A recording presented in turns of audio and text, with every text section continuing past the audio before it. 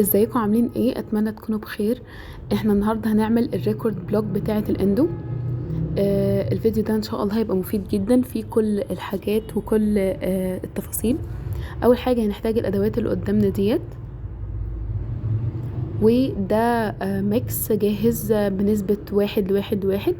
بتجيبوه من اي ستورز، هو بيتباع كده، ده بيكفي بلوك واحده بس. وطبعا السنه بتاعتنا، هنجيب حته واكس صغيره ونبدا ان احنا نسخنها بالتوش. بعد كده نتأكد انها سخنت وطرت، نبدأ ان احنا نكورها معانا كده.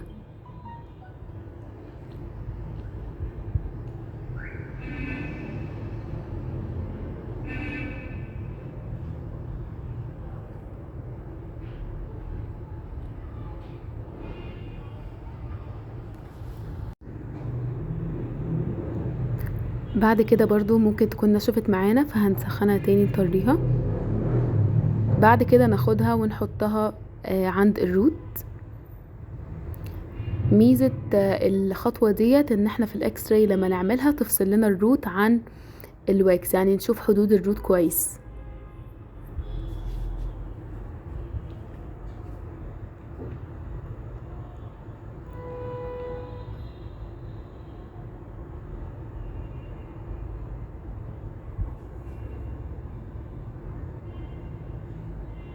كده بقى شكلها معانا.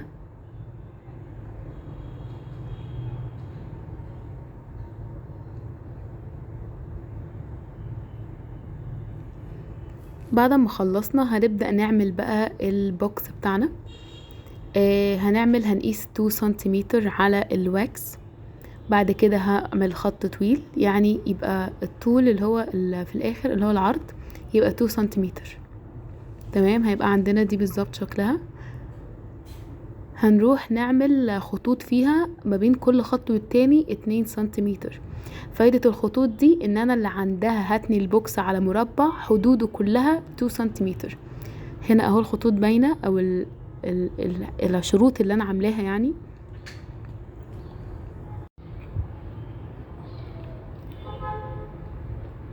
بعد كده هنبدأ نعمل البوكس ونتنيه عند الشرط اللي انا عاملاها عشان اضمن ان الحدود بتاعتي متساوية زي ما انتوا شايفين كده.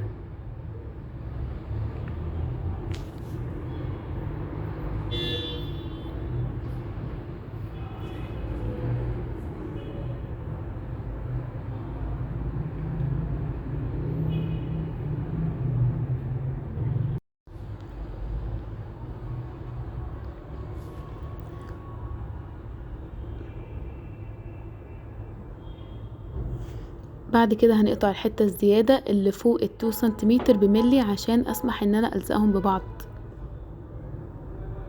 يعني ورا الشرطة بحتة صغيرة قوي تسمح لي ان انا الزق الحتة الزيادة دي في بعض.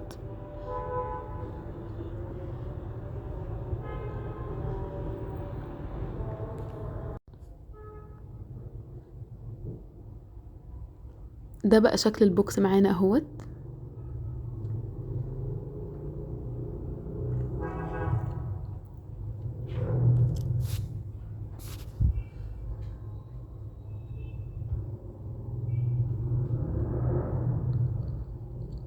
بعد كده هنبدأ ان احنا نسخن الواكس نايف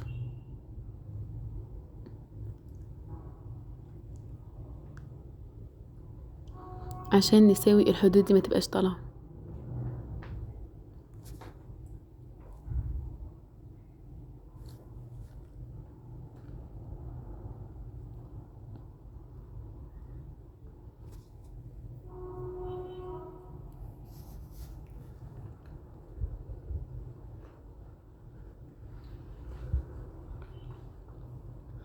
كده شكل البلوك عندنا. كده احنا تقريبا خلصناه خلاص. ناقص بقى ان احنا نعمل البيز بتاعة البلوك.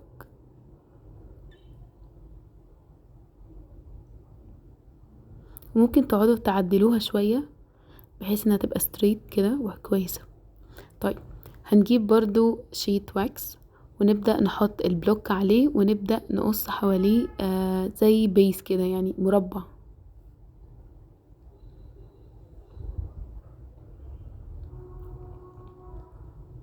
لو شغلتوا الفيديو ده وانتوا بتعملوا قدامكم هيسهل عليكم الدنيا.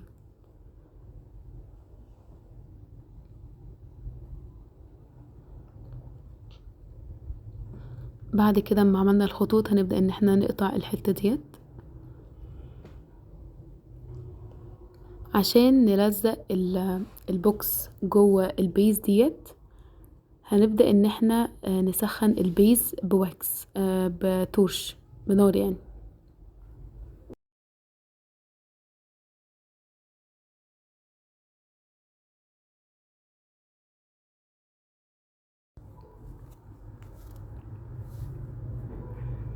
يبقى هنسخنها اهوت،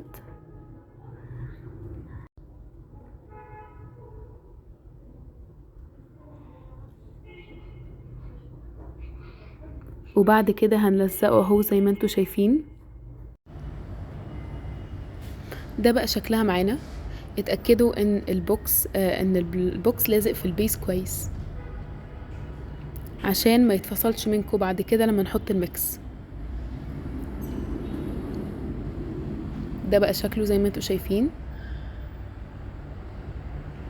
دي بتبقى حاجة كده تديني شيب للميكس بتاعي، وبعد ما نخلص الميكس وينشف كل ده بيتشال. ركزوا بقى معايا في الريشيو اللي هنا. لو انتوا جبتوا من الستور بيبقى جاهز على قد بلوك واحدة بس، فركزوا عشان ما تحطوش مية كتير فالميكس يبقى فلوبل معاكم وقوامه خفيف جدا مش هينجح معاكم. فاحنا بنحط سنة مية صغيرة زي ما انتوا شايفين في الفيديو، بق صغير جدا، ونبدأ ان احنا نمكس. في الاول هتلاحظوا ان المية مش بتمكس بالباودر، تحسوها ما بتمتصش الباودر او مش بيمكسوا مع بعض زي ما انتوا شايفين في الفيديو. ما تقلقوش وما تقولوش بقى كده يبقى محتاجين نزود مية، لا كملوا. القوام هيبقى كويس معاكم وانتوا اما نزود نعمل ميكس كويس.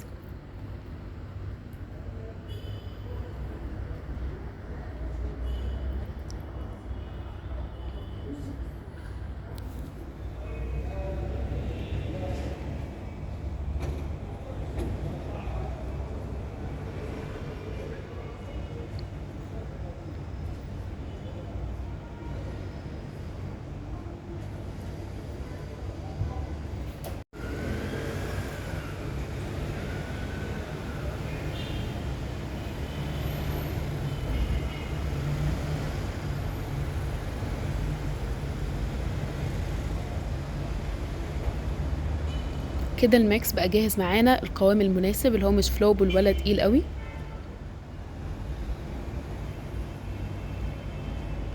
هنبدأ نجمعه في حتة معينة كده ناحية،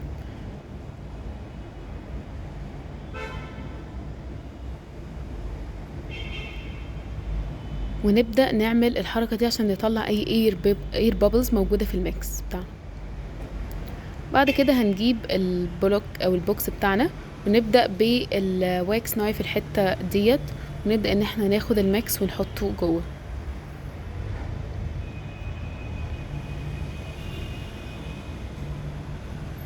الميكس يا جماعة بيبقى على قد بلوك واحدة عشان ما تحطوش مثلا نص الميكس او كده.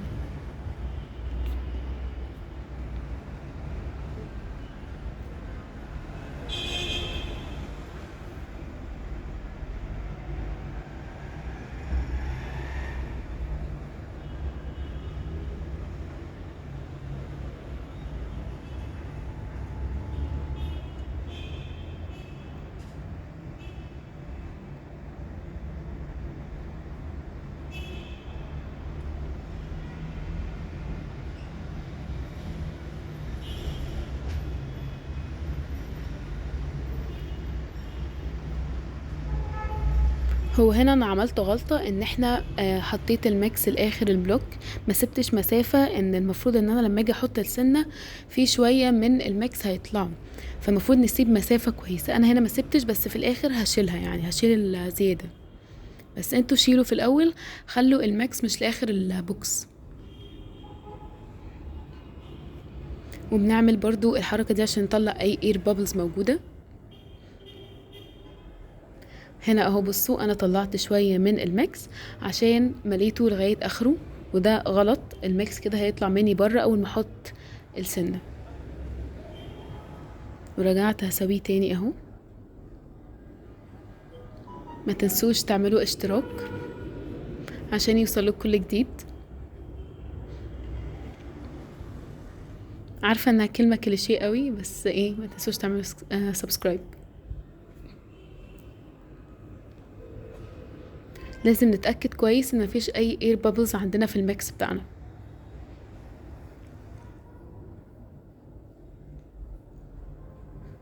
بعد كده هنبدأ نحط التوز بتاعتنا. حاولوا تحطوها في النص على قد الامكان يعني.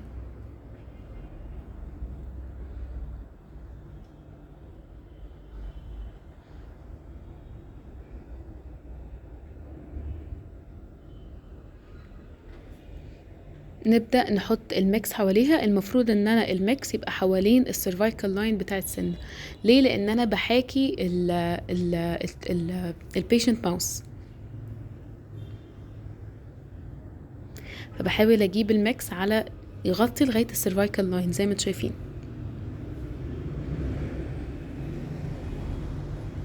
كأنها الجنجفة يعني.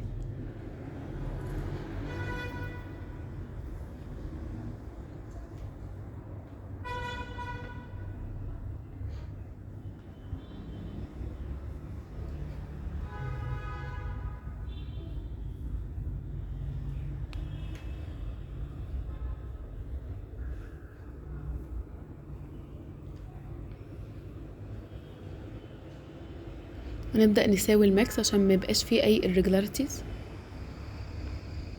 ده الميكس عندنا.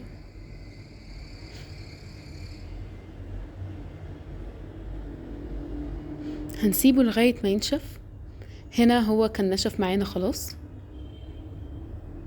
الحاجات irregularities دي هنشيلها مع بعض، فما تقلقوش يعني.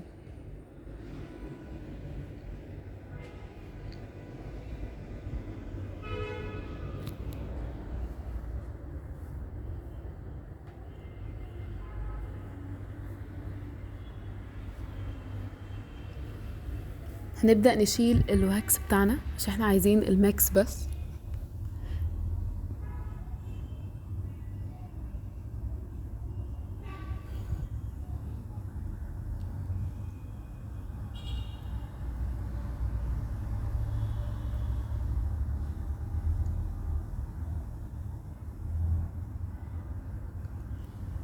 دي البلوك بتاعتنا اهي. هنبدأ نساوي الحاجات اللي طالعة ديت.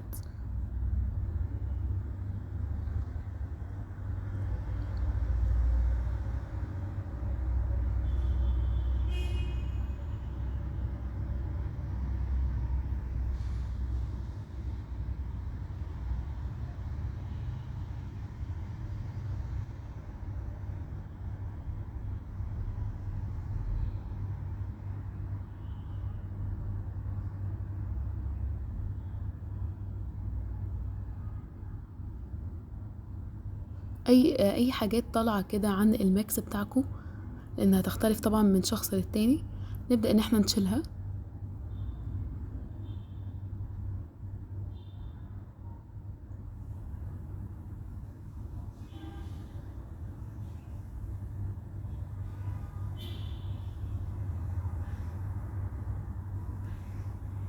ومن فوق برضو هلاقي الريجولاريتيز كلها هشيلها لغاية اما اساوي السيرفس.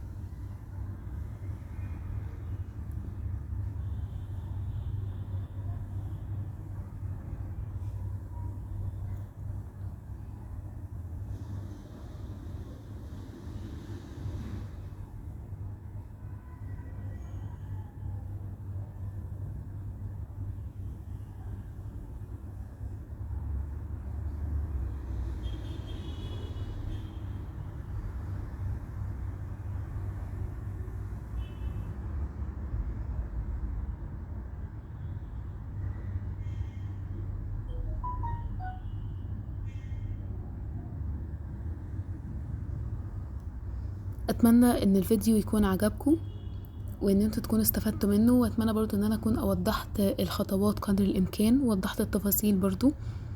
ما تنسوش تعملوا اشتراك ولايك للفيديو عشان ان شاء الله انزل محتوى تاني، فيديوهات تانية جديدة ان شاء الله.